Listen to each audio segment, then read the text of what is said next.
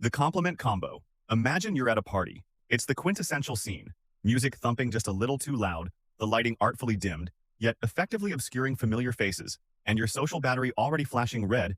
Despite having only just arrived, you find yourself adrift, knowing absolutely no one. Your mind begins to scan the room, a mental radar pinging for any signal, any face, any safe port in this social storm. Then, across the expanse, someone catches your eye. They're sporting a jacket that looks less like an article of clothing and more like a legendary artifact, as if it materialized directly from a gaming universe where style holds as much weight as power-ups. It's undeniably bold, strikingly unique, the kind of jacket that narrates an entire saga before its wearer utters a single syllable. You approach, not with a generic, easily forgotten pleasantry, but with a clear intent to truly see times and acknowledge. You compliment it, yes, but you pinpoint that specific, captivating piece. You articulate how the color's vibrancy pop, how the silhouette perfectly complements their entire demeanor. Here lies the true secret. This isn't merely a conversation starter. This is a social lockpick. A genuinely thoughtful, well-aimed compliment can disarm the armor of awkwardness that so many of us wear. The real magic, the true art, resides in the details. Bypass the bland, "you look nice," or the vague, "cool outfit." Instead, zoom in with laser precision. Remark on their mismatched socks that loudly proclaim their personality, the subtle enamel pin that hints at a cherished fandom, or the sophisticated way they've layered textures, as if meticulously crafting a character's loadout. People rarely recall every word you utter, but they distinctly remember how you made them times feel, that you truly noticed them, genuinely saw them, and afforded them a brief, precious moment to shine. That's the profound power of a great compliment. It bestows upon someone a fleeting but deeply felt sense of being known. The name drop resurrection. You're introduced to someone new. They offer their name. You nod, perhaps offer a polite smile, acknowledge it in the moment, and then, just as quickly, it evaporates. Lost to the conversational abyss, your brain, in an instinctual act of self-preservation, purges it with the same efficiency it clears your browser history. It's rarely personal. It's simply a common, frustrating occurrence. Here's the surprisingly simple, yet wildly effective remedy. Deploy their name immediately. Find a natural, unforced opportunity to weave it into the conversation, perhaps when they mention a hobby, their work, or a subject they're clearly passionate about. Utter their name as if you're hanging a bright lantern on it, illuminating it within the hallowed halls of your memory palace. Beyond merely aiding your recall, this act achieves something far deeper. It elevates the other person. They instantly shift from being a background extra to a featured character in the interaction. We are all profoundly wired to respond to the sound of our own name. It cuts through the ambient noise, activating our attention like a personalized radar ping. When someone uses your name genuinely, and early in the exchange, it feels intentional, respectful, and deeply personal. However, remember that equilibrium is vital. Use it organically, sparingly, overuse it, and it risks sounding disingenuous, like a rehearsed sales pitch. Just the right amount, and it sends a powerful, unspoken message. You are not merely another face in this crowd. You matter enough for me to commit your identity to memory. The mirror move. You find yourself in the midst of a conversation, faced with someone whose energy vibrates on an entirely different frequency than your own. Perhaps they're operating in all caps, fueled by caffeine, or conversely, speaking with such a soft, languid cadence it feels like you've stumbled into a nature documentary narrated by fog. You're unsure how to bridge this energetic chasm, or if a middle ground even exists. It's akin to tuning into a radio station dominated by static, desperately trying to discern the underlying melody. This is precisely where the mirror move comes into play. It's not about crude copying or mimicking, it's about subtle syncing. You gently adjust your conversational rhythm to theirs, not to manipulate, but to foster genuine connection. If they exude a laid-back, unhurried pace, you subtly match that ease, allowing your own words to breathe a little. If they're brimming with excitement and bounce, you elevate your energy, letting your tone resonate with their tempo. This approach is subtle, inherently respectful, and incredibly powerful, because when someone senses that you are truly on their wavelength, those subtle social walls begin to crumble. The interaction feels less like a performance and more like a true resonance, like a dance where both partners are genuinely attuned to the music. But here's the crucial caveat: don't overdo it. You are not a mere reflection. You remain authentically yourself. This technique is about harmonious blending, not about hiding your own personality. You're tuning your frequency to theirs, but your unique signal should always transmit clearly. The 3-second rule of entry. You spot a group, deeply engrossed in conversation. The circle isn't entirely closed. There's a physical gap. Yet mentally and emotionally, it feels like walking into a movie halfway through. Doubt, that insidious intruder, quickly creeps in. Your brain immediately shifts into overdrive, spinning a reel of worst-case scenarios. What if they all turn and stare? What if they laugh? This is where the 3-second rule transforms into your ultimate social superpower. The very moment you experience that gut instinct, that slight internal nudge urging you to join, count down from 3, and then move. No internal negotiation, no allowing the spiral of self-doubt to begin. 3, 2, 1. Go. Confidence isn't a bolt of lightning that strikes unexpectedly. It's not a state you wait for. It is a decision. It's a bold click on the mental Join Now button before your brain has the chance to fully load the hesitation. That fleeting 3-second window is your portal.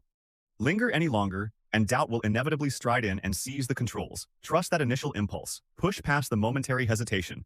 The longer you stand on the periphery, the more formidable the barrier becomes. But when you step in quickly, cleanly, and confidently, you instantly shift the narrative from hesitant outsider to active participant, suddenly immersed in the scene instead of observing from the edges. The echo hack. Someone shares details about a new hobby they've enthusiastically embraced, let's say, juggling.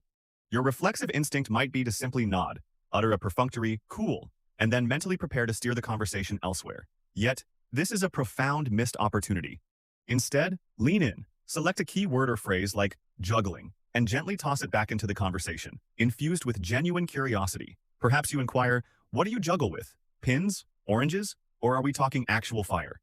This subtle echo, repeating a key detail and then expanding upon it, achieves two remarkable things. First, it powerfully signals that you were genuinely listening, not merely processing sounds while awaiting your turn to speak, but truly paying attention. Second, it gracefully hands the microphone back to them, extending an open invitation to delve deeper into something they clearly care about. The goal here isn't to hijack the moment with your own anecdote about that one time you juggled apples at summer camp. Not yet, anyway. This isn't your narrative to commandeer. It's theirs to explore. Think of it as gently adding another log to their conversational fire, providing them the space and encouragement to expand, illuminate, and truly feel heard. Echoing with such clear intent demonstrates profound presence. And in a world often plagued by half-listening and distracted replies, that kind of attentive presence is both rare and incredibly powerful. The vulnerability vibe bomb. You find yourself trapped in the polite, yet utterly stifling, prison of small talk. The conversation has all the depth and excitement of a kiddie pool. You've already dutifully covered traffic, the prevailing weather, and the universal lament of how everyone's so busy lately. It begins to feel like you're endlessly pressing shuffle on a playlist of polite, meaningless noise. Here is your secret weapon, the vulnerability vibe bomb. This isn't about revealing your deepest wounds or engaging in gratuitous trauma dumping over chips and dip. It's about subtly cracking the surface, just a little, by offering something real, undeniably human, and perhaps a touch unexpected. Something like, honestly, I wasn't sure I'd know anyone here, and I almost bailed tonight. That single sentence possesses the power to instantly shift the entire atmosphere. It implicitly grants the other person permission to lower their own guard, even if only by a fraction. Perhaps they harbored the exact same feelings. Perhaps they're relieved that someone else dared to voice what they were thinking. Vulnerability, in its essence, is connective tissue. It's the catalyst that transforms superficial social interaction into genuine bonding. Used wisely, it deepens the conversation instantly. Just remember, it's not a floodgate meant for an emotional outpouring. It's a spark. Share something small, honest, and authentically human. That tiny spark holds the potential to ignite a truly meaningful connection. The exit portal. You are deep in a conversation you absolutely did not sign up for. Someone is meticulously walking you through the multi-generational lore of their kombucha startup, and you feel utterly trapped. Your social stamina bar is flashing a dire red. You need an escape, but without the rude abruptness of ghosting or appearing dismissive. Here is your elegant escape sequence. Craft a gentle, yet firm, exit strategy. Something along the lines of, I'm going to go grab a drink, or I should probably check in on a friend, or even, I need to hit the restroom. But it was really great talking to you. This approach is clean, respectful, and provides a clear sense of closure without demanding lengthy over-explanations. Social energy is a finite resource. You possess a limited budget, and spending it wisely necessitates knowing precisely when to gracefully step away. This isn't about being impolite, it's about responsible self-pacing. The most effective exits leave no lingering hard feelings. They offer a graceful fade, rather than an abrupt, jarring cut. Mastering the art of the exit is every bit as crucial as mastering the introduction. It ensures you maintain control over your time, your emotional state, and your personal boundaries. The callback connection. Weeks ago, you had a brief conversation with someone. It wasn't earth-shattering, just a light, fleeting moment where they happened to mention their fondness for frogs. Perhaps it was a passing comment, or maybe they sported a frog tattoo, or even used a frog emoji in their social media handle. The kind of seemingly trivial detail most people would swiftly forget. But today, you remember. And you send them a frog meme. No elaborate explanation, no grand fanfare, just a simple, direct callback, and it lands perfectly. Why? Because in that precise moment, you've done something truly uncommon. You remembered. You paid attention. You saved that tiny, seemingly inconsequential detail, treating it as if it genuinely mattered. And now you've brought it back, like a secret handshake known only to the two of you. Callbacks are potent conversational spells. They convey, I heard you, I remembered, you left an impression on me. They're not truly about the frog. They're about the powerful connection, that invisible thread that subtly transforms fleeting interactions into lasting impressions. Bonus hack: the curiosity catalyst. You're mid-conversation, feeling yourself begin to dip into autopilot. The other person is recounting details about their job, their weekend, something vaguely interesting, but delivered with that polite, almost practiced tone, just enough to keep the social gears turning. Most people would simply nod, offer a polite smile, and allow the topic to drift harmlessly into oblivion. But not you. You possess a secret weapon: intentional curiosity. Here's the move. Actively listen for the thread that isn't being fully explored. Identify the part of their sentence that feels like an unopened door they casually walked past. Perhaps they mentioned they were working on something new, or that their weekend was kind of wild. That is your moment. That is the thread. Gently pull on it with genuine interest.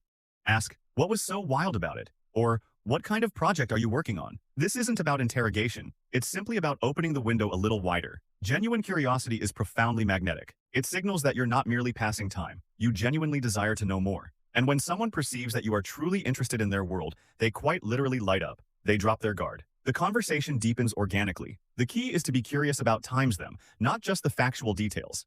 Inquire about the why, the how, the feelings beneath the surface. What initially inspired them? What aspects surprised them? What's been the most rewarding part? These kinds of questions don't just keep the dialogue flowing, they transform it into something truly meaningful. And the most beautiful part? You don't have to be the most interesting person in the room. You simply need to be the most times interested. That is precisely how real conversations begin, and how unforgettable ones unfold.